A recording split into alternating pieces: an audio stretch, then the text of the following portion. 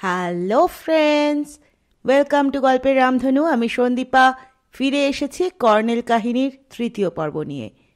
গল্প শুরু করার আগে অনুরোধ করব, যদি আমার গল্প পাঠ ভালো লাগে এবং ভবিষ্যতেও এরম ধরনের গল্প শুনতে চান, তাহলে আমার চ্যানেলটি সাবস্ক্রাইব করে আমার পাশে থাকবেন। এবং গল্পটি যদি আপনাদের ভালো লাগে তাহলে গল্পের শেষে একটি লাইক দিতে ভুলবেন না। তাহলে শুরু করা যাক সৈয়দ মুস্তাফা সিরাজের খরষ্টি লিপিতে রক্তের তৃতীয় এবং শেষ পর্ব। কর্নেল পোর্টিকো থেকে বেরিয়ে বাড়ির পূব দিকে ঘুরে ফটকের দিকে হাঁটছিলেন। কোথায় যাচ্ছেন জিজ্ঞেস করলাম না, ওই পাগল বুড়োর এক দোসর। জিজ্ঞেস করলে কি জবাব পাবো সেটা অনিশ্চিত। ঘরগুলোর মেঝে উঁচু। যেতে যেতে একটা জানলার ফাঁক দিয়ে দেখলাম শান্তিদেব মেয়েকে নিয়ে পড়াতে বসেছেন। হঠাৎ মনে হলো, এতটুকু মেয়ের এ বাড়িতে দিন কাটে কি করে? একা স্কিপিং করে? এই নির্জন ক্ষুদিত পাষাণ আর মাত্র 4 জন প্রাপ্তবয়স্ক লোক এখন। নন্দ বেঘরে মারা পড়েছে, কমলেশবাবু পুলিশ হাজতে। জামিন পেলেও কি আর এ বাড়িতে আসবেন ভদ্রলোক? কোন মুখে আসবেন? একটা সাইকেল রিক্সা ডাকলেন কর্নেল। বললেন, থানা। রিকশায় উঠে বললাম, পুলিশ টুলিশের কাছে রাত্রিবেলা যাওয়া কি ঠিক হচ্ছে? কর্নেল এত জোরে অট্টহাসি হাসলেন যে রিকশাওয়ালা মুখ ঘোরালো। বললাম, এতে হাসির কি আছে? রাতে পুলিশের মুড বদলে যায় দেখেছি। শিকারি বাঘের মতো হিংস্র হয়ে ওঠে, তাতে মফস্বলের পুলিশ। কর্নেল চুপ করে থাকলেন। ঘিঞ্জি বাজার এলাকা ছাড়িয়ে একটা চওড়া রাস্তায় রিকশার গতি বাড়ল। রীতিমতো টাউনশিপ। কিছু দূর চলার পর একটা পাঁচিল ঘেরা এলাকার গেটের কাছে রিকশা থামল। গেটের মাথায় বোগেনভিলিয়ার ঝাঁপি। চৌকো সাদা কাচের বোর্ডে নিয়ন আলোয় লেখা আছে কোদালিয়া পিএস। গেটে সেন্ট্রি বেয়োনেট হাতে পাথর হয়ে দাঁড়িয়ে আছে। দোতলা বাড়ি। করিডোরে সাদা পোশাকের এক পুলিশকে কর্নেল বললেন, সিআই সাহেব আছেন? সে নিঃশব্দে সিঁড়ির দিকে আঙুল দেখালো। দোতলায় উঠে আর একজনকে জিজ্ঞেস করলে সে ঘরটা দেখিয়ে দিল। কর্নেল পর্দা তুলে বললেন, আসতে পারি? Hello old boss, welcome, waiting for you. আর 10 মিনিট দেখে চলে যেতাম। সার্কেল ইন্সপেক্টর দীপক মুখার্জির সঙ্গে আমার আলাপ করিয়ে দিলেন কর্নেল। আমার বয়সী লোক, স্মার্টনেস ঝকঝক করছে চেহারায়। আমরা বসলে বোতাম টিপে একজনকে ডাকলেন। বললেন, ডিটেকটিভ ইন্সপেক্টর সাহেবকে বলো কর্নেল সাহেব এসেছেন। ওসি সাহেব আছেন না বেরিয়েছেন? একটু আগে বেরোলেন স্যার। ওকে। সে চলে গেলে মুখার্জি বললেন, আপনার ট্রাঙ্ক কল পেয়ে আমি সত্যি বলতে কি খুব অস্বস্তি বোধ করছিলাম। দিব্যেশকে ডেকে বললাম, আপনি ওকে থাকতে বলেছেন। দিব্যেশ তো শুনে নার্ভাস হয়ে পড়ল। বিলিভ মি, আপনি এসেছিলেন মার্চের শেষাশেষি, তখন অবশ্য। তো একটু পরে দিব্যেশই আমাকে মনে করিয়ে দিল রায় ভবনের মার্ডার কেসের কথা। Are you interested? কর্নেল চুরুট ধরিয়ে বললেন, আমরা রায় ভবনে গেস্ট হয়ে এসেছি, এখন সেখান থেকেই আসছি। So that's that. কফির ব্যবস্থা করি আগে, আমার কোয়ার্টার পাশেই। থাক, বেশিক্ষণ বসবো না। একজন টাকমাথা গোলগাল ভদ্রলোক, দেখতে একেবারে সাধাসিধে এবং অমায়িক, ঘরে ঢুকে হাত বাড়িয়ে কর্নেলের করমর্দন করলেন। তারপর অন্য পাশে একটা চেয়ারে বসে বললেন, মশা মারতে কামান দাগার আয়োজন করল কেডা? দিবেশ, তুমি আমাকে কামান বলছো? ডিটেকটিভ ইন্সপেক্টর হাসলেন।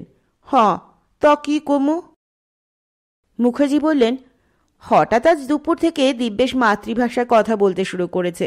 আমি জানি এটা ওর নার্ভাসনেস। গোয়েন্দা ইন্সপেক্টর আমার দিকে তাকিয়ে বললেন, দৈনিক সত্যসেবক খাইছে রে। কর্নেল বললেন, বেশিক্ষণ বসবো না, আসামি কি বলছে? গোয়েন্দা অফিসার হাই তুলে বললেন, বিকেল 4টে নার্ভ ব্রেক করল অ্যান্ড হি কনফেসড। বলল নন্দকে মার্ডার করে গাছে ঝুলিয়েছে? হ্যাঁ। কেন? নন্দ রায়বাবুর মিউজিয়ামের দামি একটা সিল চুরি করে নাকি এক সাহেবকে বেচেছিল, সেজন্যই নাকি রায়বাবু মানে ওনার শ্বশুর মশাই পাগল হয়ে গেছেন।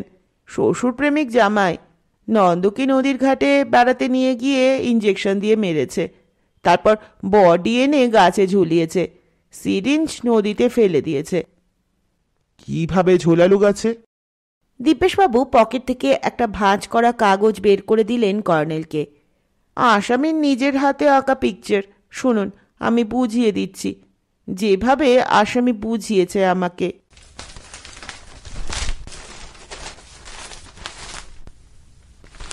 কর্নেল কাগজটা খুললে ঝুঁকে গেলাম দেখার জন্য। দিব্যেশবাবু বললেন, বডি এনে পয়েন্ট ইতে ফেলে রাখে, গলায় শক্ত লাইলনের দড়ির ফাঁস আটকে দেয়, আম গাছটার ডি পয়েন্ট, পয়েন্ট বির ওপর দিয়ে দড়ির অন্য প্রান্তে ছুঁড়ে দেয়। এবার পয়েন্ট এ একটা অশ্বত্থ গাছ, দড়িটা ধরে টান দিল এবং বডি উঠে পয়েন্ট বিতে ঝুলতে লাগলো। দড়ির ডগাটা বাঁধল পয়েন্ট এতে। এবার আম গাছে উঠে পয়েন্ট বিতে দড়ির ওপর 2 পা চাপ দিয়ে ব্লেড দিয়ে পয়েন্ট সিতে দড়িটা কাটল। তারপরের কাজটা সোজা, পয়েন্ট বিতে কাটা দড়ির ডগা ফাঁস দিয়ে আটকালো। বডি একটু নেমে এলো বটে, কিন্তু টাইট হয়ে গেল ফাঁস। গাছ থেকে নেমে পয়েন্ট এতে দড়ির কাটা অংশ খুলে নদীতে ফেলে দিয়ে এলো। So easy but terribly intelligent. Mukherjee বললেন, হরিফাইং জিওমেট্রিক্যাল প্যাটার্ন, একটা ত্রিভুজ। লোকটা তো স্কুল টিচার, কি পড়াতো? অঙ্ক আর জ্যামিতি। I C. কর্নেল বললেন, দড়িটা পেল কোথায় বলেছে? গোয়েন্দা ইন্সপেক্টর বললেন, বাড়ির একটা ঘরে ছিল, ওই ঘরে সোমবাবু থিয়েটারের স্টেজ সিনারি থাকে, বাস তক্তা দড়িও থাকে। মুখার্জি চেয়ারে হেলান দিয়ে বললেন, এদিকে প্রেশার আসছে heavy, Manik Chatterjee you know SDPO is also interested. ওসিকে ফোন করেছিলেন, উনি এসে আমাকে বলছিলেন, দেখুন তো কি করি। আইপিসি 302 কেস, থানা থেকে জামিনের প্রশ্নই ওঠে না, কাল কোর্টে প্রডিউস করে তারপর। এনিওয়ে কর্নেল বলুন, what is your opinion? Colonel ছবিটা দেখছিলেন, ফেরত দিয়ে বললেন, আপনাদের আসামির সঙ্গে 2-1 কথা বলতে চাই, সম্ভব হবে? দিব্যেশবাবু উঠে দাঁড়ালেন। একটা অসুবিধা, অন্যান্য আসামিদের সঙ্গে রাখা হয়েছে okay for his safety. Confess করা আসামিদের নিয়ে আমাদের দুর্ভাবনা থাকে। মুখার্জি বললেন, হ্যান্ডকাফ দিয়ে এ ঘরে নিয়ে আসুন বরং। দেখছি বলে গোয়েন্দা ইন্সপেক্টর বেরিয়ে গেলেন। মুখার্জি হাসলেন, কর্নেল সাহেব এখন হাতের কাজ শো করবেন না, আই নো দ্যাট ওয়েল। একেবারে অকুস্থলে এসে উঠলেন। আমার ধারণা ইতিমধ্যে অনেকটা এগিয়েওছেন। আপনার থিওরির সঙ্গে মিলছে? কর্নেল বললেন, না। মাই গড, আসামির কনফেশন অ্যান্ড দ্যাট পিকচার। ছবিটা ঠিকই আছে, modus operandi is all right. তাহলে কি ঠিক নেই? Motive, the motive is weak, বড্ড অস্পষ্ট, কিছুটা অ্যাবসার্ডও বটে। ধরুন আসামি নিজেই শিল চুরি করে বেঁচেছে, নন্দ সেটা জানতো, নন্দ রায়বাবুকে জানালে জামাইকে তাড়িয়ে দিতেন।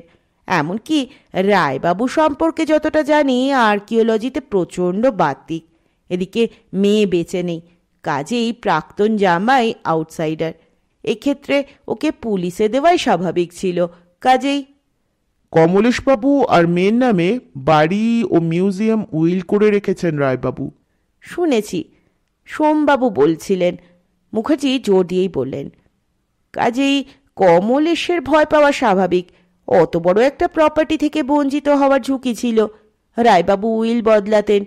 আমার দৃঢ় বিশ্বাস নন্দকে আর টাকা দিয়ে চুপ করানো যাচ্ছিল না, তাই তাকে মারল কমলেশ। কর্নেল টাকে হাত বুলিয়ে বললেন, একটা ব্রোঞ্জের সিলের খরষ্টি লিপি সম্পর্কে নন্দের কোনো ধারণা থাকা অসম্ভব দীপক। ছোট্ট একটা শিল যা পকেটে লুকোনো যায়, তা গোপনে বেচা কেনাটা অন্তত নন্দের মতো লোকের কাছে ধরা পড়ার চান্স অত্যন্ত কম। গ্যান্সলার নামে এক জার্মান সাহেব এসেছিলেন, তারপর শিল হারিয়েছে। গ্যান্সলারকে কমলের শিল বেচলে সে এমন বোকা নয় যে নন্দের চোখে পড়ার মতো জায়গায় বেচবে। Again I stress the point, নন্দের পক্ষে এমন ঘটনা জানার চান্স খুবই কম।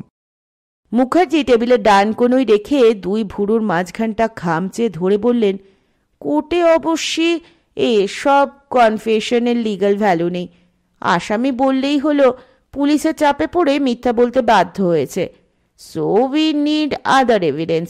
এক্ষেত্রে প্রত্যক্ষদর্শী নেই, অতএব সার্কামস্টান্সিয়াল এভিডেন্সের ওপর নির্ভর করতে হবে। And the circumstantial evidence basically needs a strong motive of the murder. নিশ্চয়ই, যুক্তিপূর্ণ এবং বিশ্বাসযোগ্য মোটিভ। কর্নেল চুপচাপ কিছুক্ষণ চুরুট টানার পর বললেন, শিল চুরির ডায়েরি করা হয়েছিল থানায়? শুনলাম হয়েছিল। ওই দিন ডিউটি অফিসার ছিলেন SI মাখন বাবু, তিনি বদলি হয়ে গেছেন। ডায়েরি দেখবেন নাকি? না। এই সময় গোয়েন্দা ইন্সপেক্টর ফিরে এলেন। তার পিছনে হ্যান্ডকাপ পরা একজন রোগা যুবক, কোঠারাগত উজ্জ্বল চোখ, মাথায় এক রাশ ঝাঁকড়া চুল, পরনে প্যান্ট শার্ট, পায়ে জুতো নেই।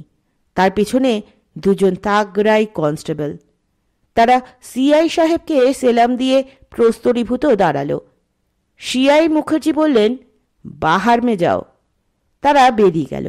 কর্নেল বললেন, বসুন কমলেশবাবু। কমলেশ তার দিকে তাকিয়ে রইল। দিব্যেশবাবু মিষ্টি গলায় বললেন, বসুন বসুন, যা হবার হয়ে গেছে, নিয়তি কেন বাধ্যতে। মুখার্জি বললেন, আলাপ করিয়ে দিই, কর্নেল নীলাদ্রি সরকার, আর ইনি হলেন দৈনিক সত্যসেবক পত্রিকার সাংবাদিক জয়ন্ত চৌধুরী। কমলেশ শান্ত নির্লিপ্ত ভঙ্গিতে বলল, যা বলার বলেছি, নিউজ পেপারে স্টেটমেন্ট দিতে আমি বাধ্য নই। দিব্যেশবাবু হাসলেন, কি যে কন, স্টেটমেন্ট চাই কেডা? কর্নেল সাহেবের লগে আলাপ করেন, ইনিও আপনার শ্বশুরের লাইনের লোক, আর্কিওলজিস্ট। মুখার্জিও হাসলেন, অ্যান্ড নেচারিস্ট। কর্নেলের অন্তর্ভেদী দৃষ্টি কমলেশকে চোখ নামাতে বাধ্য করল। অন্য পাশের খালি চেয়ারে এসে বসল। আমি ভেবে পাচ্ছিলাম না, এই রোগা পটকা যুবকটি কি করে গাছের ডালে বডি ঝোলালো। পদ্ধতিটা কি সত্যি ইজি? কর্নেল বললেন, সিলটা সম্পর্কে আমি ইন্টারেস্টেড কমলেশবাবু, আমাকে পুলিশের লোক ভাববেন না। খরষ্টি শিল দক্ষিণ বাংলায় পাওয়া একটা যুগান্তকারী ঘটনা। শুধু বাংলা কেন, সারা ভারতের ইতিহাস তাহলে নতুন করে লিখতে হবে, তাই না?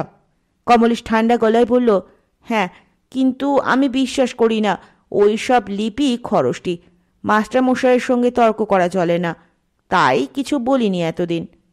মাস্টারমশাই মানে আপনার শ্বশুর জয়দেব রায়? আমি মাস্টারমশাই বলি। হারানো শিলটা আপনি দেখেছিলেন? দেখেছি। হাজার হাজার বছর মাটির তলায় পড়ে থাকা অবজেক্টে ন্যাচারাল কেমিক্যাল কন্টামিনেশন হয়।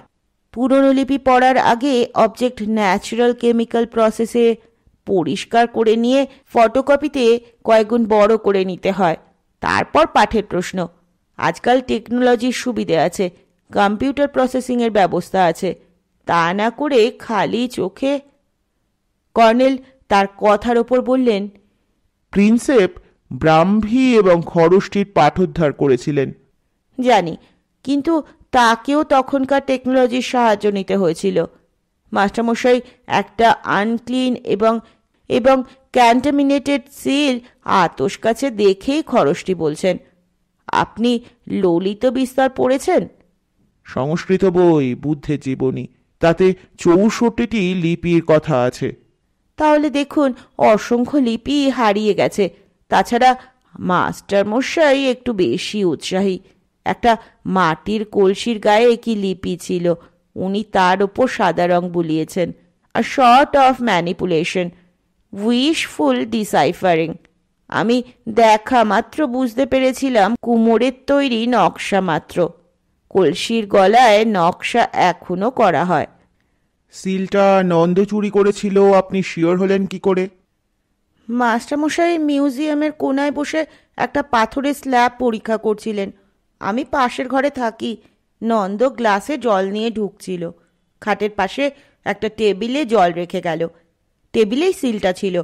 আমি পর্দা তুলে ঢুকেছি, নন্দ তাড়াতাড়ি চলে গেল। দুদিন পরে মাস্টারমশাই হইচই শুরু করলেন, সিলটা নেই। নন্দ জল দিতে আসার সময় জার্মান সাহেব ছিলেন রায়ভবনে? ছিলেন। হঠাৎ সেদিনই বিকেলে ট্রেনে কলকাতা ফিরে গেলেন। গ্যান্সলার শিলটা দেখেছিলেন। নন্দ গেস্ট রুমে ওর দেখাশোনা করত। দুইয়ে দুইয়ে 4। স্কুলে আপনি কি পড়ান? পাটিগণিত, বীজগণিত, জ্যামিতি। আপনি জানেন দেশের পুরাদ্রব্য সংক্রান্ত আইনে ব্যক্তিগত সংগ্রহে পুরাদ্রব্য রাখা যায় না, কিন্তু একটা ট্রাস্টি বোর্ড থাকলে তবেই রাখা যায়। জানি। জয়দেববাবুর উইলে আপনি এবং আপনার স্ত্রীকে রায়ভবনের সবকিছু উত্তরাধিকারী করা হয়েছে। বাড়ির ব্যাপারে প্রবলেম নেই, কিন্তু মিউজিয়ামে আপনাদের আইনত অধিকার থাকছে না, জানেন কি? ওটা সরকার ইচ্ছে করলে যে কোনো সময় নিতে পারেন। কমলেশের ঠোঁটের কোণে একটা বাঁকা রেখা দেখলাম। সে বলল, মাস্টারমশাই বোকা নন, ওর অ্যাটর্নি আইন জানেন। মানিকদা আমার কলিগ মানিক চ্যাটার্জি কোদালিয়া মিউজিয়ামের প্রেসিডেন্ট, আমি সেক্রেটারি। এই মিউজিয়াম কোদালিয়া প্রত্নোদ্ধার সমিতি নামে অলরেডি রেজিস্টার হয়ে আছে। মেম্বারদের মধ্যে লোকাল পঞ্চায়েত এবং স্কুল থেকে প্রতিনিধিরা আছেন। আপনি শিওর নন্দ শিল চুরি করে সাহেবকে বেঁচেছিল? শিওর। পরদিন নন্দ কলকাতা গিয়েছিল কি কাজে? ডলার বা মার্ক ভাঙাতেই গিয়েছিল। টাকা কোথায় লুকিয়ে রেখে গেছে। গত রাতে ওকে জেরা করে কবুল করানো গেল না। তখন I kill the bastard. Nicotine ampoule কোথায় পেলেন? পাওয়া যায়, পৃথিবীতে সবই পাওয়া যায়। কোদালিয়ায়? পাওয়া অসম্ভব নয়। কোদালিয়া এখন শহর, বর্ডার বেশি দূরে নয়। পুলিশ অফিসারদের জিজ্ঞেস করুন। এটা ফরেন গুডসের কত বড় স্মাগলিং সেন্টার। আপনার শ্বশুরকে স্টেরয়েড ইঞ্জেকশন দেওয়া হতো জানেন? জানি, কিন্তু বাধা দিইনি। ওর ছেলেরা আছে। তবে বলুন। মাস্টারমশাই কমাস আগে একটা এক্সকাভেশন সাইটে মাথা ঘুরে পড়ে গিয়েছিলেন। তারপর থেকে ভীষণ দুর্বল বোধ করতেন। চলাফেরা করতে কষ্ট হতো। তাই আমি স্টেরয়েড নিতে বাধা দিইনি। I feel for him. ছোটবেলায় বাবা মাকে হারিয়েছি। পিসিমা মানুষ করছিলেন, মারা গেলেন। তখন মাস্টারমশাই আমাকে আশ্রয় দিয়েছিলেন। উনি ছাড়া এ পৃথিবীতে আমার কে আছে? ওর মনে কেউ আঘাত দিলে তাকে আমি ক্ষমা করতে পারি? আপনার স্ত্রী সুইসাইড করেছিলেন? কমলেশ তাকালো, একটু পরে বলল, she was a psychic patient, সবাই জানে। একই গাছের একই ডালে গলায় ফাঁস দিয়েছিলেন? হ্যাঁ, ওই থেকে আমার মাথায় নন্দকে ওইভাবে ঝোলানোর প্ল্যান এসেছিল। আপনার স্ত্রীও কি লাইলনের দড়ির ফাঁসে? হ্যাঁ, বর্দার থিয়েটার রুমে অনেক দড়ি আছে। আমি যদি বলি আপনি আপনার স্ত্রীকেও একইভাবে মেরে একই পদ্ধতিতে ঝুলিয়েছিলেন? কমলেশ হাসল। মাস্টারমশাইয়ের শিক্ষা, সমাজের হিতের জন্য কোনো কাজে পাপ নেই। I see. আমার স্ত্রীকে মেরে সমাজের হিত সাধন হতো না। অন্য দেশে পুরাদ্রব্য পাচারকারীদের গুলি করে মারা হয়। এদেশে সেই সভ্য আইন নেই। তাই আমি নিজে সভ্য দেশের আইন প্রয়োগ করেছি। নন্দকে মেরে? নন্দকে মেরে। কিন্তু আপনার স্ত্রীকে হত্যার প্রত্যক্ষ মোটিভ তো ছিল। হত্যা এবং মোটিভ? হ্যাঁ, কাঞ্চন নামে একজনের সঙ্গে আপনার স্ত্রীর পূর্ব প্রণয় ছিল। কমলেশ ঠোঁট কামড়ে ধরল। তারপর হিসিস করে বলল, হু আর ইউ? ডিটেকটিভ অফিসার নাকি CBI officer? Please explain this point. স্ত্রীর সঙ্গে আমার সম্পর্ক ছিল না, শুধু মাস্টারমশাইয়ের কথা অমান্য করতে পারিনি বলেই। না স্যার, যার সঙ্গে এতটুকু ইমোশনাল অ্যাটাচমেন্ট ছিল না তার জন্য প্রতিহিংসার প্রশ্নই ওঠে না। কিন্তু আপনারা একই ঘরে রাত্রি বাস করতেন? না, পারু আমাকে পাশের ঘরে শুতে বলতো, তাই শুতাম। পরে মাস্টারমশাইয়ের কানে গেলে উনি নিজের ঘরের পাশের ঘরে আমার থাকার ব্যবস্থা করেছিলেন। আপনার স্ত্রীর মৃত্যুর পর শান্তিবাবু স্ত্রীকে বলেছিলেন এটাই কি নিয়তি বৌদি? Explain it. বৌদি বলেছে আপনাকে? হ্যাঁ। বলে থাকতে পারি, মনে নেই। আত্মহত্যাও তো নিয়তি। স্ত্রীর ডেড বডি আপনিই আবিষ্কার করেছিলেন? হ্যাঁ, ভোরবেলা নদীর ধারে বেড়ানো আমার অভ্যেস। বাগানের ভেতর দিয়ে যেতে হয়।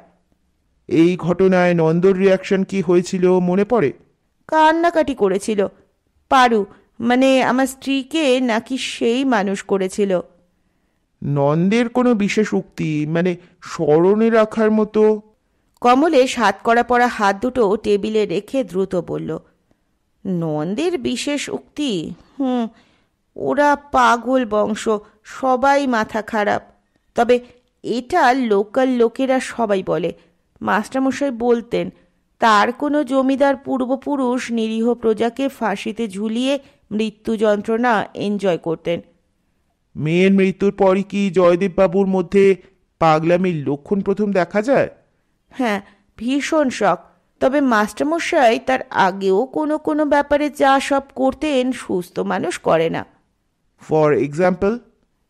এত মনে নেই, বড্ড উইসফুল থিঙ্কিং ছিল।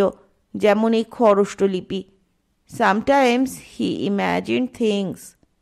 আমি বলে উঠলাম, সোমদেব বাবুও।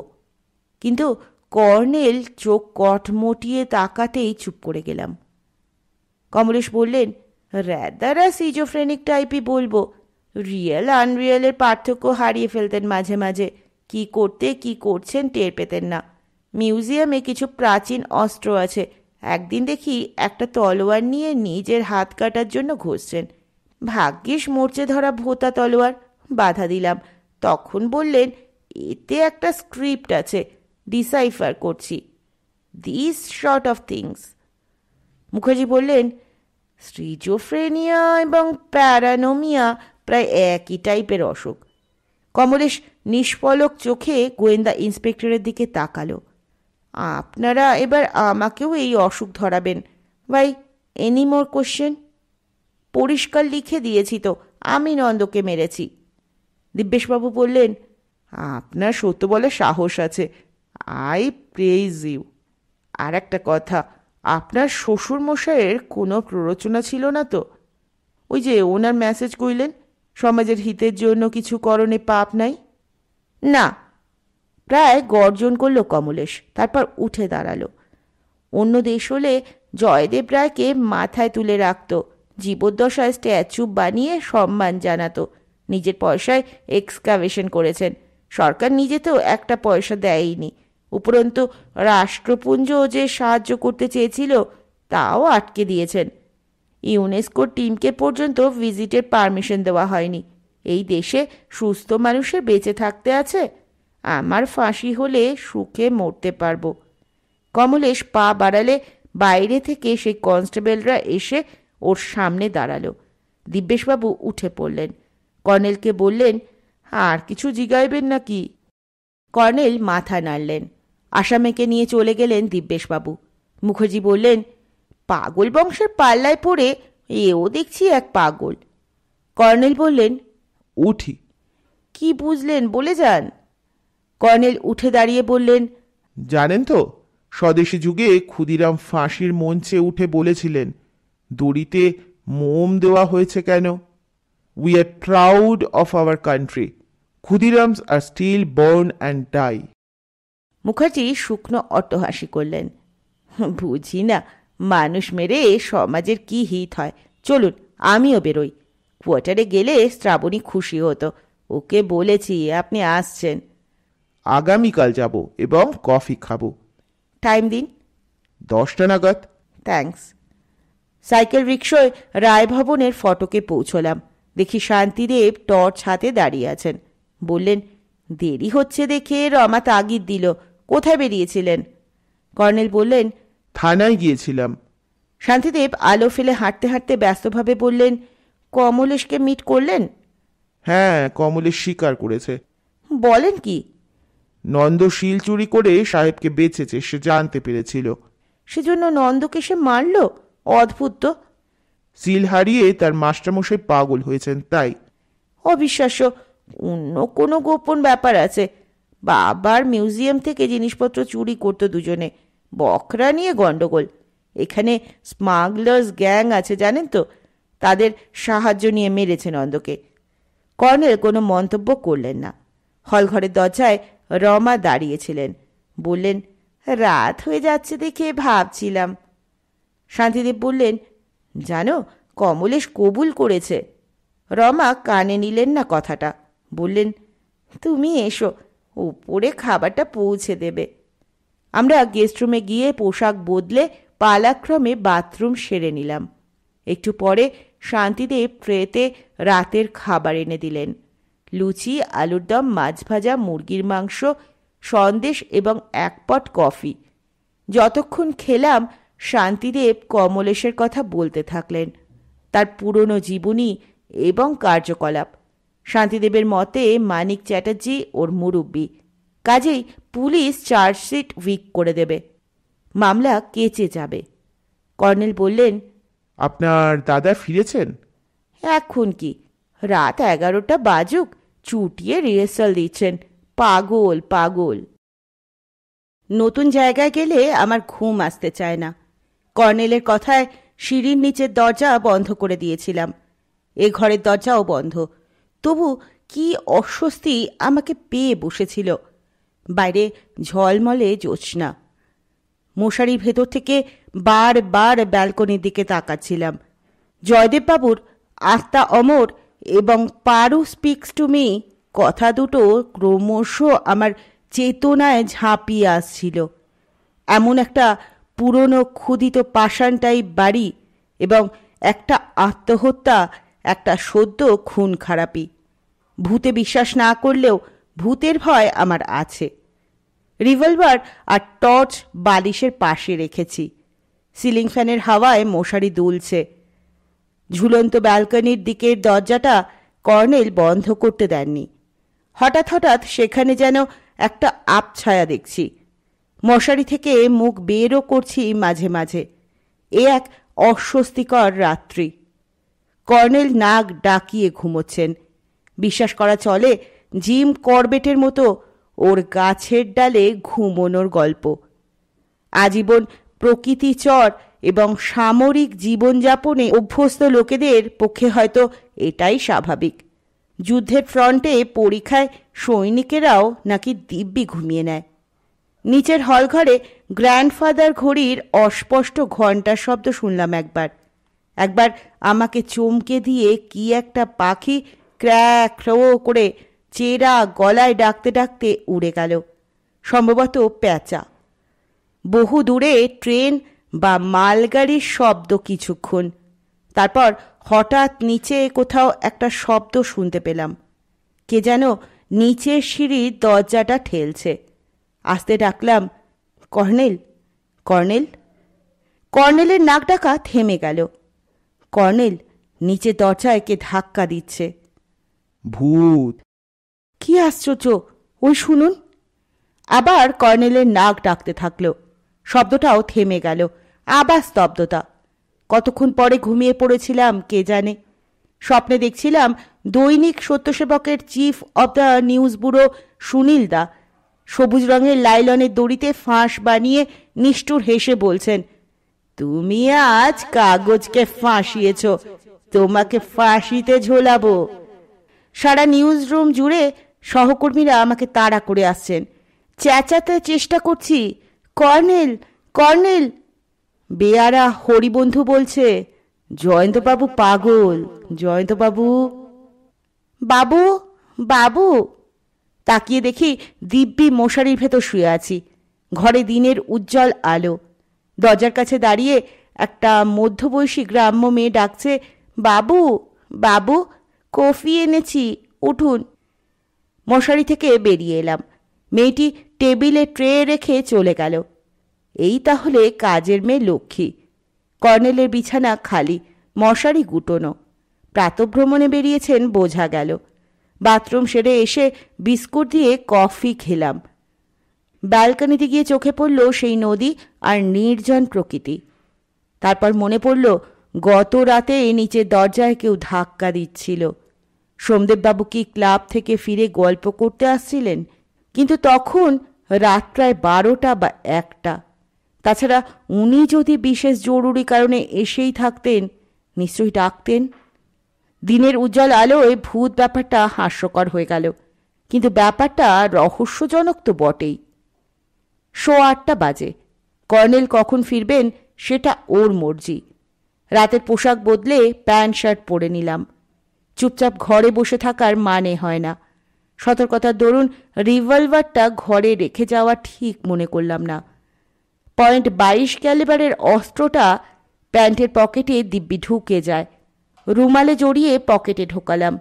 অস্ত্রটা অটোমেটিক, কিন্তু ট্রিগারের পিঠের ওপর ইঞ্চিটাক লম্বা ক্লিপটা টেনে নামিয়ে রাখলে নিষ্ক্রিয় হয়ে যায়। ওটার সঙ্গে ভেতরে স্ট্রাইকিং হ্যামারের যোগ আছে। একটা গুলি ছুড়লে দ্বিতীয়টা ঘুরে এসে হ্যামারের সামনে বসে যায়। এই প্রক্রিয়াটাই অটোমেটিক। পটিকও নির্জন। জঙ্গলে লন পেরিয়ে বাগানে ঢুকলাম। সরু একফালি পায়ে চলা পথ চোখে পড়ল। পাইন গাছের ওপাশে আম গাছটা যেন ভয়াল জৈব চোখে আগন্তুককে দেখছে। 1 মিনিট দাঁড়িয়ে লম্বা ছড়ানো ডালটা এবং বাঁ দিকে লম্বাটে অশোক গাছের গোড়াটা লক্ষ্য করলাম।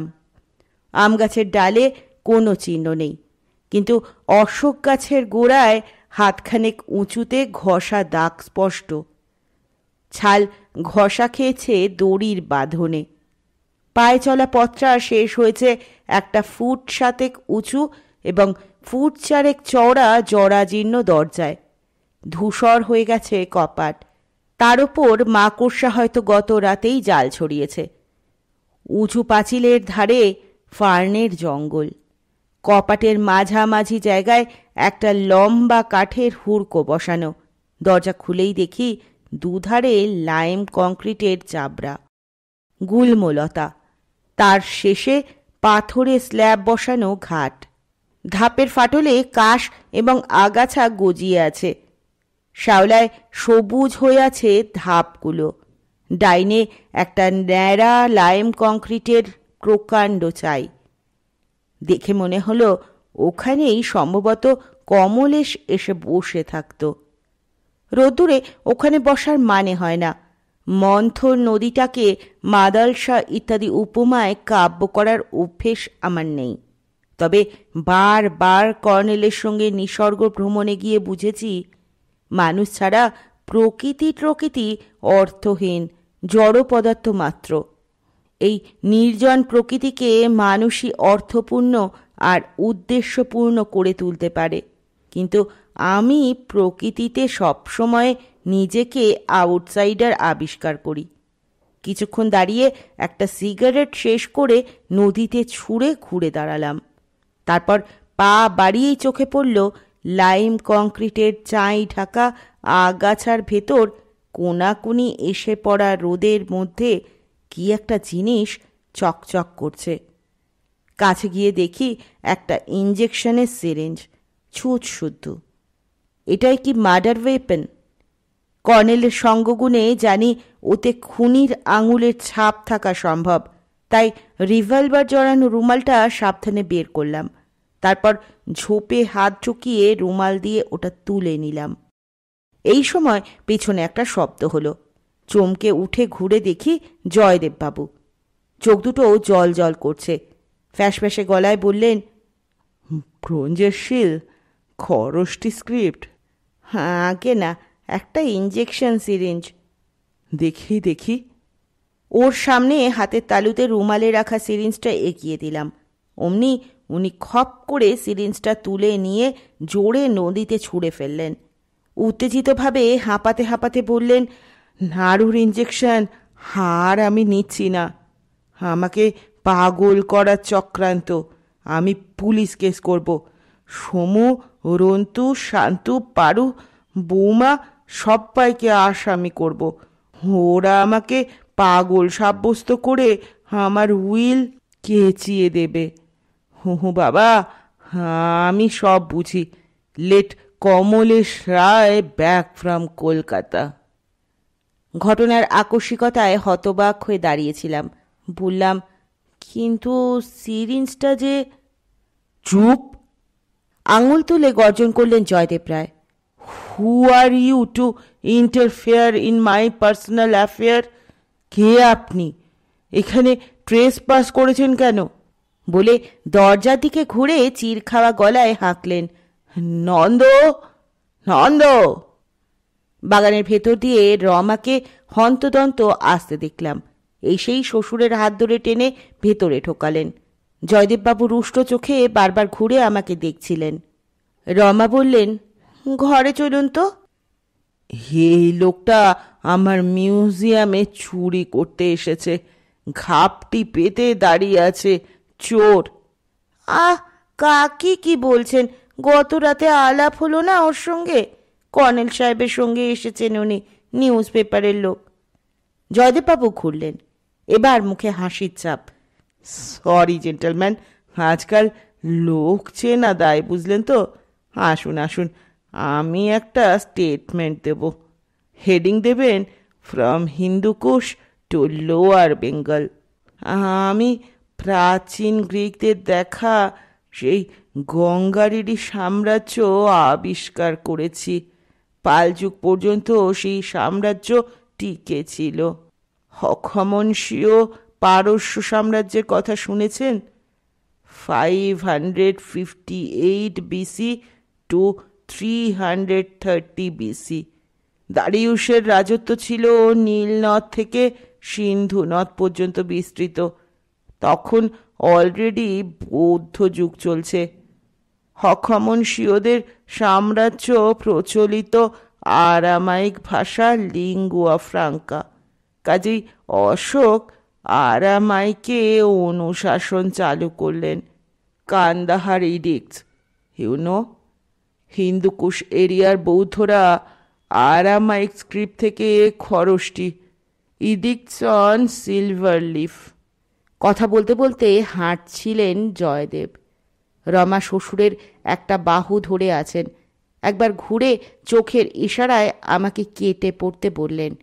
সুন্দরী পরস্ত্রীর এই ভ্রুভঙ্গি বুকের ভেতর সেতারের ঝংকার তুলেই থেমে গেল। ইঞ্জেকশনের সিরিঞ্জটা এই মুহূর্তে আমার মাথায় বিপজ্জনকভাবে ভেসে বেড়াচ্ছে। রমা শ্বশুরকে পূর্ব দিকে খোলা বারান্দা দিয়ে ঘরে ঢোকালেন। দক্ষিণের কোণে গেস্ট রুমের ব্যালকনিতে আমার চোখ পড়ল। কর্নেল চুরুট কামড়ে ধরে দাঁড়িয়ে আছেন, চোখে বাইনোকুলার। ফিরেছেন তাহলে। ওপরে গেস্ট রুমে ঢুকেই বললাম, মার্ডার ওয়েপন। কর্নেল বাইনোকুলারে চোখ রেখেই বলেন, শুনুন, মার্ডার ওয়েপন সেই ইঞ্জেকশন সিরিঞ্জটা নদীর ঘাটে কুড়িয়ে পেয়েছিলাম। ঝোপের ভেতর পড়েছিল, কিন্তু হঠাৎ জয়দেববাবু গিয়ে খপ করে কেড়ে নিয়ে নদীতে ছুঁড়ে ফেললেন। কর্নেল বাইনোকুলার নামিয়ে ঘরে এলেন। বললেন, নদীতে ছুঁড়ে ফেললেন? হ্যাঁ, বললেন নাড়ু ডাক্তার এই ইঞ্জেকশন দিয়ে ওকে পাগল করে দিচ্ছে। উনি পাগল সাব্যস্ত হলে ওর উইল নাকি কেঁচে যাবে। অসম্বন্ধ প্রলাপ। তারপর আমাকে charge, who are you to interfere in my personal affair. নন্দকে ডাকতে থাকলেন। ভাগ্যিস রমাদেবী গিয়ে বাঁচালেন। লক্ষ্য করেছি। তো সিরিঞ্জটাতে নিডল ফিট করা ছিল? ছিল। বোঝা যাচ্ছে কমলেশ তাড়াহুড়ো করে ছুঁড়ে ফেলেছিল, জলে পড়েনি। কর্নেল ঘড়ি দেখে বললেন, 10টায় মুখার্জির কোয়ার্টারে কফির নেমন্তন্ন, কিন্তু যাওয়া হচ্ছে না। ব্রেকফাস্ট খেয়েই বেরোবো। কাল রাতে সিঁড়ির নিচের দরজায় কে ধাক্কা দিচ্ছিল? আপনাকে ডাকলাম। কর্নেল একটু হাসলেন। সব পুরনো অভিজাত বাড়িতে রাত বিরেতে পুরনো মানুষদের আত্মারা চলাফেরা করে। জয়দেববাবু বলেছিলেন আত্মা অমর। He is right. তাছাড়া আমিও রবি ঠাকুর কোট করে বলেছিলাম অতীত বর্তমানের মধ্যে কাজ করে। বিরক্ত হয়ে বললাম, বাজে কথা, কেউ ঢোকার চেষ্টা করছিল, কোনো জ্যান্ত মানুষ। ডার্লিং, শেষ পর্যন্ত যা ঘটেনি তা নিয়ে মাথা ঘামিয়ে লাভ নেই। সোমদেববাবুর পাত্তা নেই, ভারী অদ্ভুত লোক তো। শুনলাম উনি দায়ে না ঠেকলে 9টা সাড়ে 9টার আগে বিছানা থেকে ওঠেন না। দরজায় রমা দেখা দিলেন। কাচুমাচু মুখে বললেন, জয়ন্তবাবু রাগ করেননি তো? বললাম, না না, আমি তো জানি ওর অবস্থা, তবে ইঞ্জেকশনের। কর্নেল আমাকে থামিয়ে দিয়ে বললেন, ওর ঘরের বাইরে জানলার নিচে কোনো ইঞ্জেকশনের অ্যাম্পুল খুঁজে পায়নি। রমা কি পেয়েছো? রমা বললেন, না, আমি খুঁজেছিলাম।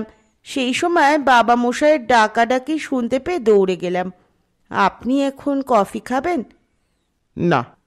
কোনো অসুবিধে নেই, রেডি আছে, পাঠিয়ে দিচ্ছি। একটা ছোট শ্বাস ছেড়ে রমা ফের বললেন, লক্ষ্মীকে দিয়ে পাঠাচ্ছি। বাবা মশাইয়ের দিকে আমাকে লক্ষ্য রাখতে হবে। ঘরে ফিরেই পাগলামি শুরু করেছেন। টিঙ্কুর বাবা ফার্মে গেল, টিঙ্কুর জেঠু এখনো ঘুমোচ্ছেন। বলে রমা চলে গেলেন। কর্নেল পোশাক বদলাতে গেলেন বাথরুমে। তারপর বেসিনের জলে হাত ধুলেন। ফিরে এলে বললাম, ভদ্রমহিলা খালি পায়ে কেন চলাফেরা করেন? অবাক লাগছে। কর্নেল মিটিমিটি হেসে বললেন, মেয়েরা নাকি প্রকৃতির অংশ। একটা বইয়ে পড়েছি, মধ্যযুগে ইউরোপের লোকেরা বিশ্বাস করত women speak to the nature and understand the language of the nature. পায়ে জুতো থাকলে নেচারের সঙ্গে যোগসূত্র ছিঁড়ে যায়। খালি পায়ে হেঁটে দেখো, you may feel the rhythm of nature. অবশ্য তুমি পুরুষ, মেয়েদের যেসব সূক্ষ্ম ইন্দ্রিয় আছে তোমার নেই। হাসতে হাসতে বললাম, বোগাস, ভদ্রমহিলা হয়তো কোনো ব্রত পালন করছেন। মেয়েদের ব্রত ব্যাপারটাও কিন্তু to communicate with the nature through some medium, সেগুলোই রিচুয়ালস। আপনি জয়দেববাবুর দোসর। উনি আমাকে ইতিহাস শোনাচ্ছিলেন, কাগজে স্টেটমেন্ট দেবেন। হেডিং দিতে হবে, from Hindu Kush to lower Bengal. আপনারটাও হেডিং হওয়া উচিত, উইমেন অ্যান্ড নেচার। সুসান গ্রিফিনের ওই নামেরই একটা বই আছে, তোমাকে দেব। গ্রিফিন উইমেন্স লিভের দুর্ধর্ষ প্রবক্তা। এই মার্কিন মহিলার কলমের জোর আছে বটে। উইমেন নেচার সম্পর্কটা যে পুরুষদেরই বানানো চক্রান্ত, সেটা প্রমাণ করে ছেড়েছেন। লক্ষ্মী ট্রে নিয়ে এলো, প্রচুর টোস্ট, এগ পোচ, কলা, আপেল, সন্দেশ, কফির পট। ফটক দিয়ে আমরা বেরিয়েই সাইকেল রিক্সা পেলাম। কর্নেল রিক্সাওয়ালাকে বললেন, ইন্দ্রপুরী আবাসন। অনেক গলি খুঁজি ঘুরে চওড়া রাস্তা। সেখান থেকে নদী দেখা গেল বাঁদিকে। ডান দিকে ছোট রাস্তায় মোড় নিল রিক্সা। দুধারে একতলা সব নতুন বাড়ি। রিক্সা একবার দাঁড় করিয়ে কর্নেল এক পথচারীকে জিজ্ঞেস করলেন, C33 কোন দিকটায় পড়বে বলতে পারেন? বাঁয়ে ঘুরে পার্ক দেখতে পাবেন, পার্কের নর্থে সি ব্লক। বাড়িটা পাওয়া গেল। সামনে এক টুকরো ফুল বাগিচা, বারান্দায় গ্রিল। আমরা গেটের কাছে রিক্সা থেকে নামলে একটি কিশোরী দৌড়ে এলো। এসেই কর্নেলকে দেখে থমকে দাঁড়ালো। সম্ভবত পাদ্রী সাহেব ভাবল। কর্নেল বললেন, বেনি মাধবকে খবর দাও, বলো কর্নেল সরকার এসেছেন। দাদু আমাকে বলেছে আসুন। আমরা বসার ঘরে ঢুকলাম। সাম্প্রতিক মফস্বলের সচ্ছল মধ্যবিত্ত ভদ্রলোকের বাড়ি। বসার ঘরে সোফা টোফা, বুকসেলফ, একটা টিভি, কোনার টুলে ঝালর কাটা ঢাকনার ওপর টেলিফোন। এক বৃদ্ধ ভদ্রলোক, রোগা ফ্যাকাশে চেহারা, হাতে ছড়ি নিয়ে ঢুকলেন। নমস্কার নমস্কার বলে কর্নেলের মুখোমুখি বসলেন। আমাদের এই রিটায়ার্ড ফিজিশিয়ানদের আমৃত্যু কতকগুলো লায়াবিলিটি থেকে যায়, তাই থানা থেকে ফোন করলো যখন আমি বুঝলাম I must bear the liability, whatever that is. তো আপনি কর্নেল সাহেব, ইনি আপনার junior officer I think. Colonel সে কথার জবাব দিলেন না, বললেন, কয়েকটা কথা জিজ্ঞেস করেই চলে যাব।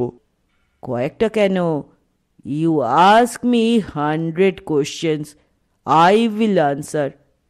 আপনি হাসপাতালে সার্জারি ওয়ার্ডের হেড ছিলেন? ছিলাম। ডক্টর বেনি মাধব হাসলেন। শেষ পর্যন্ত মর্গের চার্জে ঠেলল, বুঝলেন তো। আজকাল সবখানেই কেলোর কীর্তি চলছে, তবে I was always satisfied with my job. Joydeb সরকারের মেয়ে পারমিতার বডি? ডাক্তার দ্রুত বললেন, আই সি, কিন্তু সে নিয়ে তো কোনো কেস হয়নি। পারমিতার মৃত্যুর কারণ কি শ্বাসরোধ? তাই? আপনি রিপোর্ট চেক করেছেন কি? Do you understand? Excuse me colonel সাহেব, the medical terms you know. বডির এক্সটার্নাল চেক করেছিলেন কি? শিওর, যেহেতু হ্যাঙ্গিং কন্ডিশনে পাওয়া গেছে, সেটা প্রাথমিক কাজ। বডির কোথাও ইঞ্জেকশনের চিহ্ন লক্ষ্য করেননি? ডাক্তার ক্ষুব্ধ হয়ে বললেন, রিপোর্টসে সব ডিটেলস আছে। Y ask me? প্লিজ, আপনার তেমন কিছু চোখে পড়েছিল কিনা মনে আছে? একটু ভেবে বলুন। ডাক্তার স্মরণ করার চেষ্টা করে বললেন, পিঠে 1 ইঞ্চি ক্ষত ছিল, ছড়ে যাওয়া চিহ্ন। That was explained. গাছ থেকে বডি নামাবার সময় নাকি হাত ফসকে পড়ে যায়। মাটিতে ইঁটের টুকরো ছিল। তাহলে পিঠে ছড়ে যাওয়ার চিহ্ন ছিল? ছিল, আমি সেটা মেনশন করেছি রিপোর্টে। একটু ভেবে বলুন, চিহ্নটা হার্টের উল্টো দিকে ছিল? পসিবলি। রিপোর্ট খুঁটিয়ে দেখুন, নতুন নতুন সব ছোকরা ডাক্তার এসেছে। We are old haggards. রিপোর্টটা তাদের দেখান। কর্নেল উঠলেন। থ্যাঙ্কস, এই যথেষ্ট। গৃহস্থ বাড়িতে এসেছেন, একটু চা অন্তত। না থ্যাঙ্কস। ভদ্রলোক প্রায় হতবাক হয়ে বসে রইলেন। কর্নেল হন্তদন্ত হাঁটছিলেন। বাইরে গিয়ে দেখলাম বারান্দার বাড়ির মেয়েদের একটা ভিড়। পুতুলের মতো দেখাচ্ছে তাদের। রাস্তার মোড়ে পার্কের কাছে গিয়ে বললেন, কি বুঝলে? মর্গে ঠেলে দেওয়ায় উনি খুশি ছিলেন না। কারেক্ট। কাজেই দায়সারা কাজ করতেন। এক্স্যাক্টলি। পারমিতাকেও নন্দের মতো বিষাক্ত ইঞ্জেকশনে খুন করে বডি ঝোলানো হয়েছিল। ফাইন, তোমার মাথা খুলেছে। And I discovered the murder weapon. Park পেরিয়ে গিয়ে খালি সাইকেল রিক্সা পাওয়া গেল। কর্নেল রিক্সাওয়ালাকে বললেন, নিউ মার্কেট। বলে কর্নেল হাসলেন। বেতলা ফরেস্টে রাস্তার ধারে একবার পার্ক হোটেলে খেয়েছিলাম। টালির চালাঘর, নরবরে কাঠের টেবিল চেয়ার, তবে ঢ্যাঁড়সের তরকারিটা ছিল অপূর্ব। আসলে ব্যাপারটা হলো, জয়দেব বাবুর থিওরি অনুসারেই দেশটা চলছে। উনি এখানে গ্রিকদের জানা গঙ্গারাইড রাজ্যে বাস করছেন। ক্রমশ ভাষায় ইংরাজি যে হারে ঢোকাচ্ছি, আমিও ব্যতিক্রম নই, এবং তুমিও নও। তাতে বছর 50 পরে পিজেন ইংলিশ বা ইংরেজি হবে বাংলার লিঙ্গুয়া ফ্রাঙ্কা। কলকাতায় একবার ট্যাক্সিওয়ালাকে বললাম সুরেন ব্যানার্জি রোডে যাব।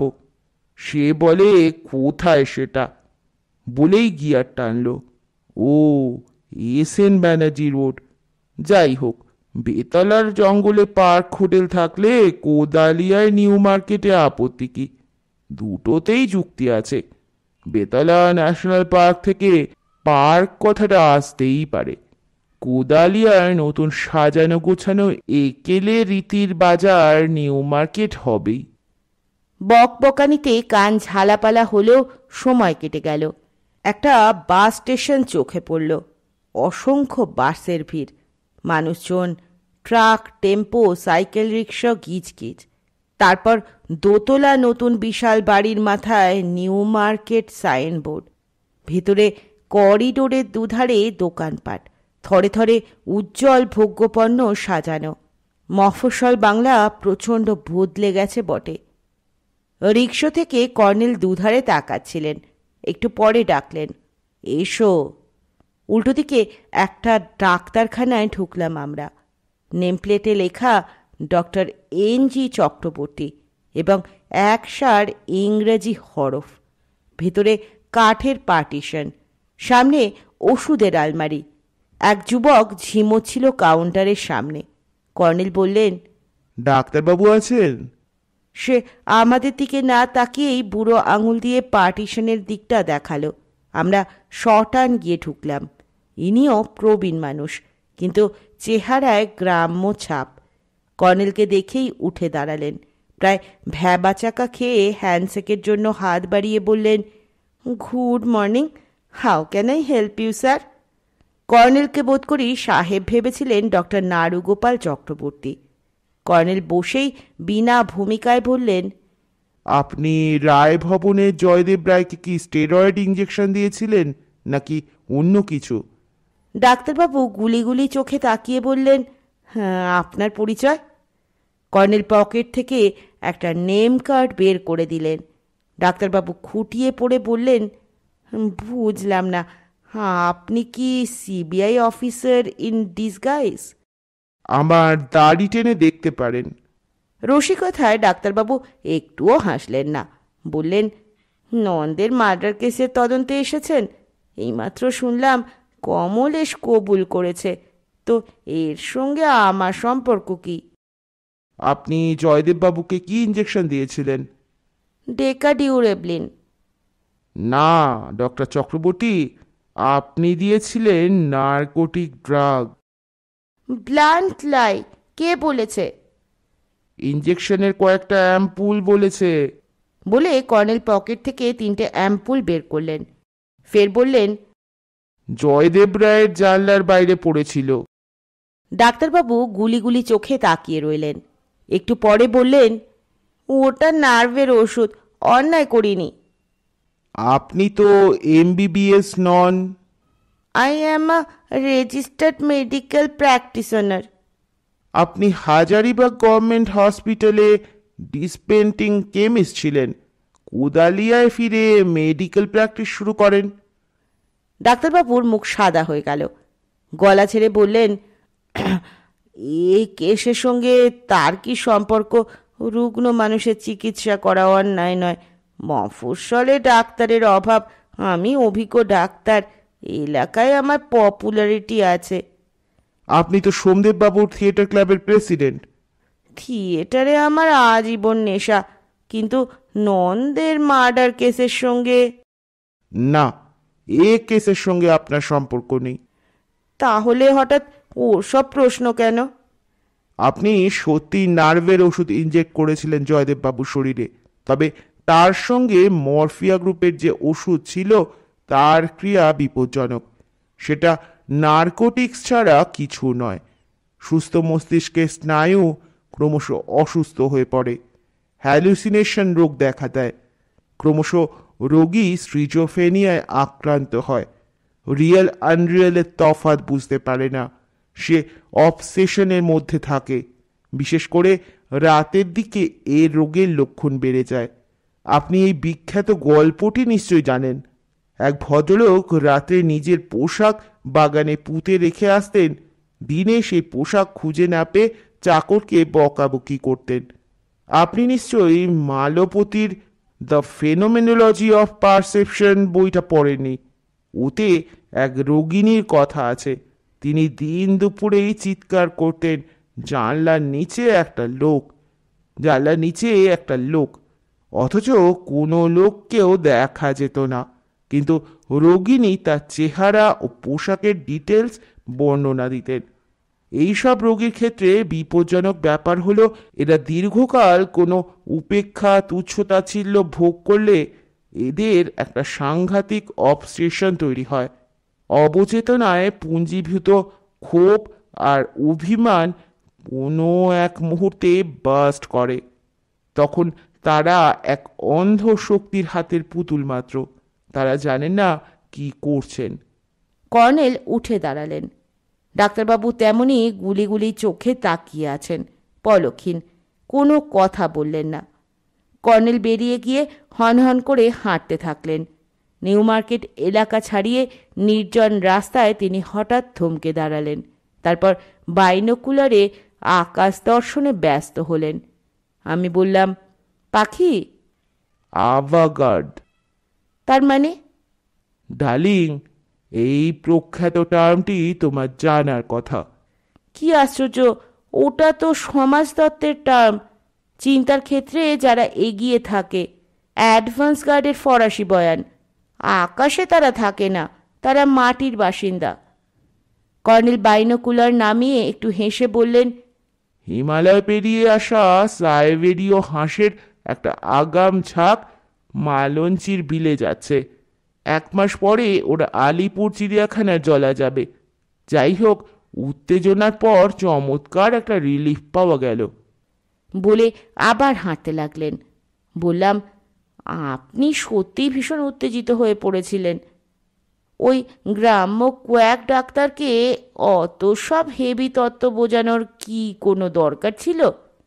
ছিল, তবে গ্রাম্য কোয়াকদের এত ছোট করে দেখো না জয়ন্ত। জন্মগত প্রতিভা এদের কারো কারো থাকে।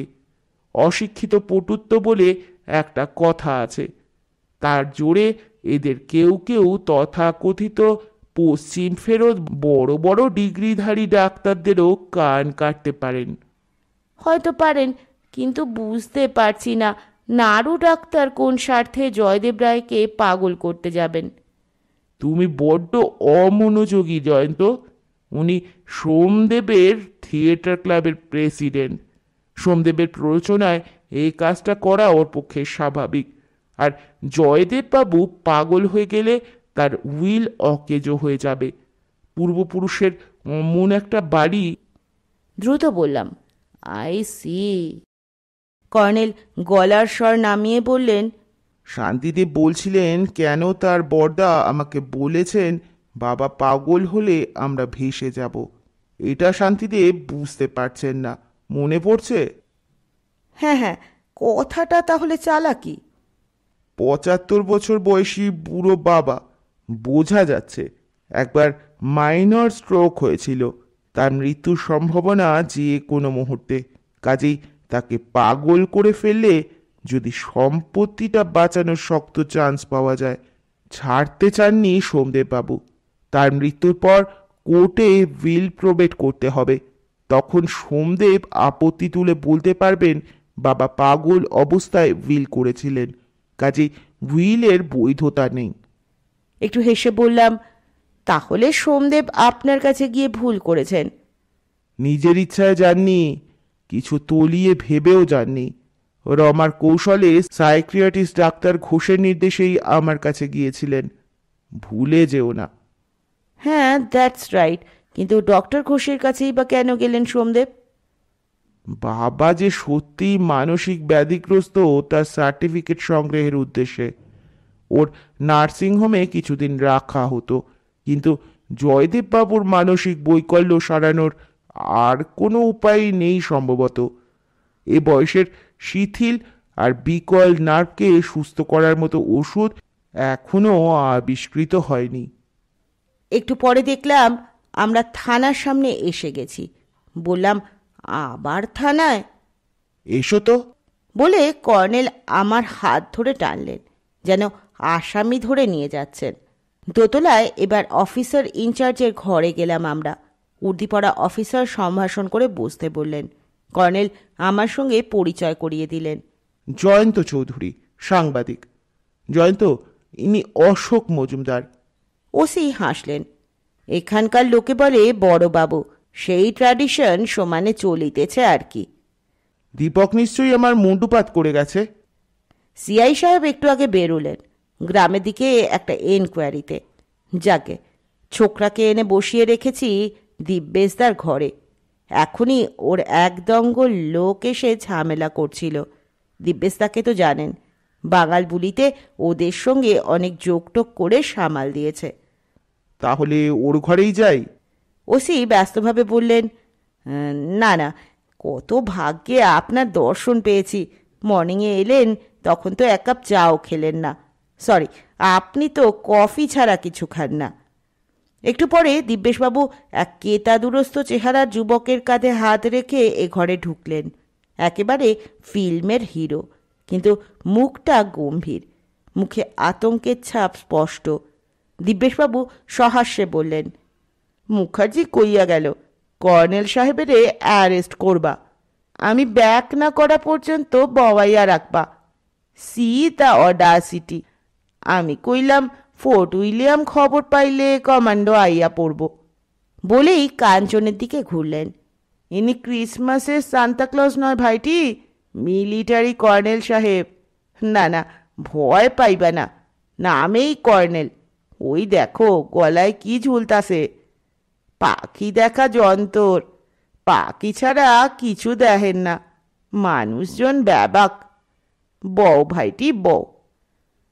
কর্নেল বললেন, বসো কাঞ্চন। এমন ভঙ্গিতে বললেন যেন কতকালের চেনা। কাঞ্চন কুণ্ঠিতভাবে বসল। কর্নেল বিনা ভূমিকায় বললেন, রমা আমাকে বলছিল পারুর সঙ্গে তোমার বিয়ে হলে পারু সুখী হতো, কিন্তু পারুর বাবা একে মাস্টার মশাই, তাই পাগল। রমার কাছেই শুনলাম বিয়ের পরও পারুর সঙ্গে তোমার সম্পর্ক ছিল। রমা এও বলল তোমাদের গোপনে দেখা সাক্ষাতের ব্যবস্থা করে দিত সে। কর্নেল নিশ্চয়ই এতগুলো চমৎকার মিথ্যা আওড়ে গেলেন। কাঞ্চন মুখ নাবিয়ে বসে রইল। পারু গলায় দড়ি দিয়ে মরতো না যদি সে রাত্রে তুমি ওর কথা মতো যেতে। রমা তোমাদের পালিয়ে যেতে সাহায্য করত, পারু তৈরি ছিল, তুমি গেলে না। কেন যাওনি কাঞ্চন? তুমি গেলে মেয়েটা সুইসাইড করতো না। কাঞ্চন মুখ তুলে আস্তে আস্তে বলল, গিয়েছিলাম। পারুর কথা মতো বাগানে অপেক্ষা করছিলে? হ্যাঁ, কিন্তু হঠাৎ আমাদের ওপর টর্চের আলো পড়ল। আমি নদীর দিকে দরজা খুলে পালিয়ে গেলাম। টর্চের আলো পড়েছিল? হ্যাঁ। কর্নেল বললেন, এই যথেষ্ট। দিব্যেশ, কাঞ্চনকে ছুটি দাও। আমরা সাইকেল রিক্সা চেপে রায়ভবনে ফিরছিলাম। পথে যেতে যেতে বললাম, রমা দেবীর নামে আপনি একরাশ মিথ্যে আউড়ে গেলেন দেখে অবাক লাগছিল। কর্নেল একটু হাসলেন। কোনো জিনিস সত্য কিনা সেটা মিথ্যে দিয়েই বাজিয়ে নিতে হয়, নইলে সত্য মিথ্যার তফাৎ বোঝা যায় না। আমার থিওরি সত্য কিনা যাচাই করতে মিথ্যার দরকার ছিল। কি আপনার থিওরি? মাঝে মাঝে পারুর এই রাতের অভিসার খুনি টের পেয়েছিল, তাই সে রাতে তৈরি ছিল। কাঞ্চন পালিয়ে যাওয়ার পর খুনি গিয়ে পড়ে পারুর মুখোমুখি। পারু সম্ভবত চলে আসার জন্য ঘুরে পা বাড়াতেই খুনি তার পিঠে মারাত্মক ইঞ্জেকশনের নিডেল ঢুকিয়ে দেয়। পারু মারা পড়ে। তুমি লক্ষ্য করেছ কি নন্দর ঘর দক্ষিণ পূর্ব কোণে? পারু নিশ্চয়ই অন্তিম আর্তনাদ করেছিল। নন্দ ছুটে গিয়ে খুনি ও পারুর সামনে পড়ে। এ অবস্থায় যে কিনা বাড়ির বংশগত পুরাতন ভৃত্য, সেই নন্দ কি করতে পারে? খুনি বাড়িরই লোক, তাকে তো সে পুলিশে ধরিয়ে দিতে পারে না। এ একটা পারিবারিক ট্র্যাজেডি নয় কি? অতএব নন্দ বাড়িরই অন্য কোনো লোকের সাহায্যে গলায় দড়ি বেঁধে গাছে ঝুলিয়ে সাজায়। হ্যাঁ, কমলেশ যে ছবি এঁকে ব্যাপারটা দেখিয়েছে সেই পদ্ধতিতেই কাজটা করা হয়। বাড়ির সাহায্যকারী লোকটি এবং নন্দ দুজনেরই স্বাভাবিক সন্দেহ হতে পারে পারুকে কিভাবে মারা হলো। দেহে ক্ষতচিহ্ন নেই, অথচ মৃত। তাহলে ধরে নিচ্ছি বডিতে আঘাতের চিহ্ন খুঁজতে গিয়ে পিঠে ইঞ্জেকশনের চিহ্ন দেখতে পেয়েছিল ওরা, কিন্তু সেই চিহ্ন তো সূক্ষ্ম।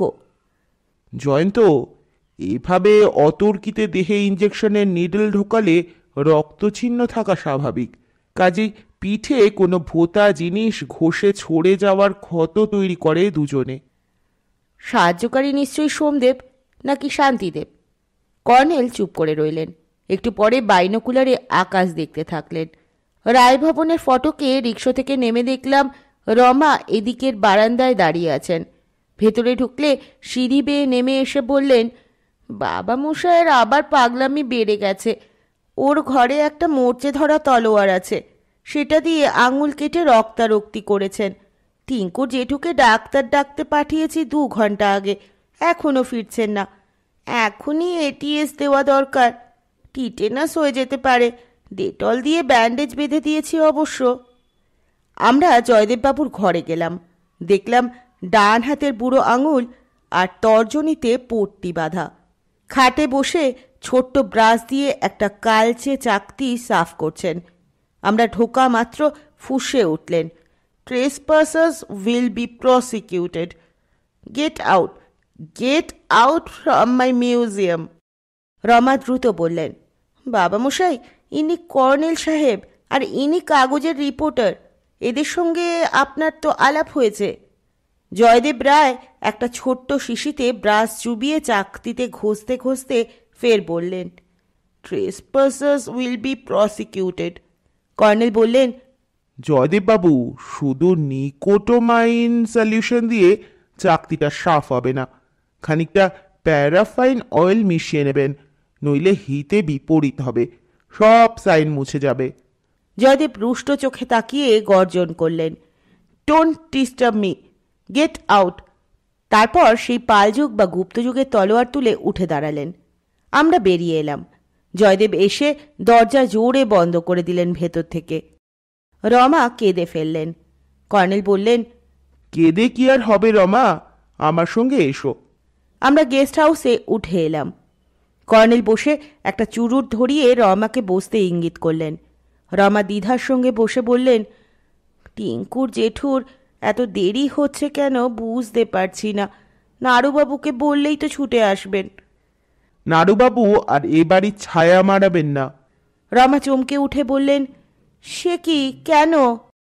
উনি এ বাড়িরই একজনের চক্রান্তে তোমার শ্বশুরকে পাগল সাব্যস্ত করার জন্য নার্কোটিক ড্রাগ ইঞ্জেকশন দিয়েছিলেন।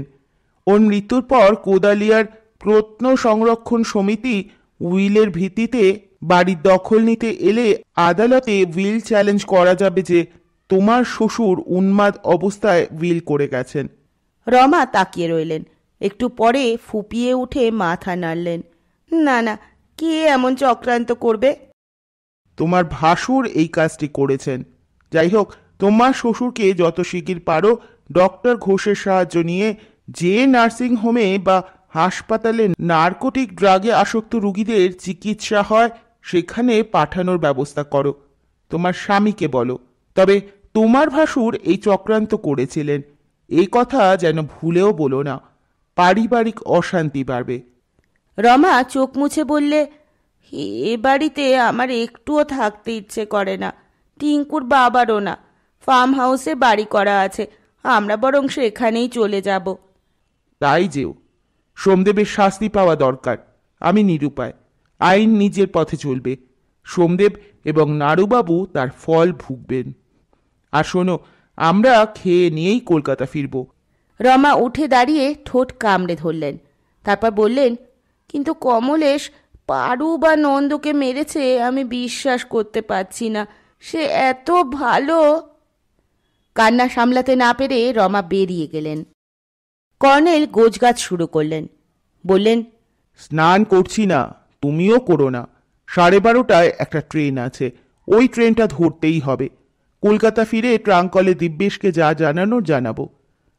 Somdev and that quack doctor must be punished. কিন্তু কমলেশ কি সত্যিই পারু এবং নন্দকে? কর্নেল হঠাৎ চটে গেলেন। ইউ ফুল! জয়দেব বাবুর ঘরে নিকোটোমাইন সলিউশন দেখে এখনো বুঝতে পারছো না কি ঘটেছে? বুঝতে পারছো না তোমার হাত থেকে ইঞ্জেকশন সিরিঞ্জ কেড়ে কেন ছুঁড়ে ফেলে দিতে হলো জয়দেব বাবুকে? মাই গুডনেস, তাহলে জয়দেব বাবু নিজের মেয়েকে খুন করেছিলেন? The psychic killers violent reaction. Nanda সেই খুনের সাক্ষী। নন্দ পাগলা মনিবকে বাঁচাতে কমলেশের সাহায্য নিয়েছিল। জয়দেব বাবুর উইলে তার প্রিয় ছাত্র কমলেশ উত্তরাধিকারী, কাজী তার বিরুদ্ধে অবসেশনে জয়দেবের কোনো ঘৃণা নেই, বরং আছে প্রগাঢ় স্নেহ। কিন্তু নন্দ খুনের সাক্ষী হয়ে রইল। তাছাড়া কল্পিত শিলচুরির অবসেশনে আক্রান্ত জয়দেব, তাই নন্দকে মরতে হলো। শ্বশুরকে বাঁচাতে কমলেশ আগের পদ্ধতিতে নন্দের বডি ঝোলালো, কিন্তু শেষ রক্ষা হলো না মর্গের নতুন ডাক্তারের সতর্কতায়। তখন কমলেশ সমস্ত দায় নিজের কাঁধে নিল। তোমার মনে পড়ছে গতরাতে দীপক মুখার্জিকে বলছিলাম ক্ষুদিরামস are still born and die? কিন্তু রমা বলেছেন সে রাত্রে কমলেশ ও নন্দ বাগানে যায়, পরে কমলেশ পালিয়ে আসে। সরল ব্যাখ্যা সম্ভব। দুজনে নদীর ঘাটে জ্যোৎস্না রাতে বেড়াতে যেত, রমাই বলেছে। জয়দেব ঘাটে ওত পেতেছিলেন। নন্দের ওপর ঝাঁপিয়ে পড়ে ইঞ্জেকশনের নিডল ঢুকিয়ে দেন। হতবুদ্ধি কমলেশ পালিয়ে আসে। পরে বুদ্ধি করে সোমদেবের থিয়েটারের আসবাবের ঘর থেকে দড়ি নিয়ে গিয়ে নন্দের বডি একই পদ্ধতিতে ঝোলায়। উত্তেজনায় একটা সিগারেট ধরাতে হলো। আজকাল সিগারেট কদাচিৎ টানি। বললাম, কিন্তু কমলেশ নির্দোষ, তাকে বাঁচাবেন না? কমলেশ বেঁচে যাবে, মানিক চ্যাটার্জিরা আছে। তুমি শুনেছ ইতিমধ্যে পলিটিক্যাল প্রেশার এসেছে। এসডিপিও প্রেশারের মুখে পড়েছেন। এটা আইনের দিক থেকে অন্যায়, কিন্তু মানুষের জন্য আইন না আইনের জন্য মানুষ ডার্লিং? একজন নির্দোষ সৎ বিবেকবান যুবককে বাঁচাতে আইনকে কেউ যদি লাথি মারে, পলিটিক্যাল প্রেশার তো দূরের কথা, I welcome any sort of damn thing. একটু হেসে বললাম, খুনের রহস্যটা চাপা থেকে যাবে। আই কোট জয়দেব রায়, সমাজের হিত সাধনের জন্য সব কিছু করা চলে। রহস্য তুমি আমি জানলাম, দ্যাটস এনাফ। রহস্য চাপা থেকে বরং এই বাড়িটা একটা মিউজিয়াম হোক, এখানে একটা প্রত্ন গবেষণা কেন্দ্র হোক, দেশ বিদেশের পণ্ডিতরা আসুক। সেই মহৎ উদ্দেশ্যের স্বার্থে একটা কেন 100 রহস্য চাপা রাখতে আমার আপত্তি নেই। বলে কর্নেল ব্যালকনিতে গেলেন। সেখান থেকে ফের বললেন, হতভাগিনী পারু আর হতভাগ্য নন্দের জন্য আমার কষ্ট হচ্ছে ডার্লিং, কিন্তু তাদের মৃত্যু শোধ নিতে একজন বৃদ্ধ সাইকিক কিলারকে ফাঁসিতে ঝুলিয়ে লাভ কি? এর জন্য প্রকৃত দোষী তো সোমদেব এবং নাড়ু ডাক্তার, তাদেরই শাস্তি হওয়া দরকার। জয়দেববাবু যদি চিকিৎসায় সেরে ওঠেন এবং স্মৃতি ফিরে পান, তাহলে অজ্ঞানে অবচেতন হিংসায় যে সাংঘাতিক অপরাধ করে ফেলেছেন তার প্রায়শ্চিত্ত নিজেই করবেন। Let us wait and see. কলকাতায় ফেরার পরদিন বিকেলে অফিস থেকে কর্নেলকে ফোন করলাম। আমার সাড়া পেয়েই বৃদ্ধ রহস্যবেদী বললেন, এবার দৈনিক সত্যসেবককে খরষ্টলিপি রহস্য উপহার দিতে পারো ডার্লিং। সোমদেব রায় এবং ডক্টর নারুগোপাল চক্রবর্তীকে পুলিশ অ্যারেস্ট করেছে। জয়দেব রায় কলকাতায় সাইকিয়াট্রিক ডাক্তারের চিকিৎসাধীনে আছেন। বললাম, শুধু 2টো পয়েন্ট ব্যাখ্যা করুন। সে রাতে জয়দেববাবু টর্চ জেলে বাগানে কেন গিয়েছিলেন? ইঞ্জেকশন সিরিঞ্জ খুঁজতে। গেস্ট রুমের সিঁড়ির নিচের দরজায় ধাক্কা দিচ্ছিল কে? আবার কে? জয়দেব রায়। সারা রাত অবসেশনের ঘোরে আচ্ছন্ন হয়ে উনি জ্যান্ত প্রেতের মতো ঘুরে বেড়াতেন। তোমাকে বলেছিলাম, সৃজোফেনিয়ায় আক্রান্ত রোগীর কাছে বাস্তব অবাস্তব একাকার হয়ে যায়। সে কি করছে নিজেই জানে না। পরে যখন জানতে পারে কি করেছে, যন্ত্রণায় ভেঙে পড়ে। প্রত্ন তলোয়ার দিয়ে জয়দেবের হাতের আঙুল কাটার চেষ্টা সেই প্রতিক্রিয়া। সেই রোগী চেতনা অবচেতনার মধ্যে সবসময় ছুটোছুটি করে বেড়ায়। আর একটা কথা, সোমদেব হাতে ছড়ি রাখেন, ওটা ওর আত্মরক্ষার অস্ত্র। থ্যাঙ্কস, বুঝেছি। টেলিফোন ছেড়ে কাগজের জন্য স্টোরি লিখতে প্যাড টেনে নিলাম। শুনছিলেন সৈয়দ মুস্তাফা সিরাজের খরষ্টি লিপিতে রক্তের শেষ পর্ব। কেমন লাগলো গল্পটি জানাতে অবশ্যই ভুলবেন না। আবার নতুন কোনো গল্প নিয়ে খুব তাড়াতাড়ি ফিরে আসব। ততক্ষণ পর্যন্ত সকলে ভালো থাকবেন, সুস্থ থাকবেন, পাশে থাকবেন। নমস্কার।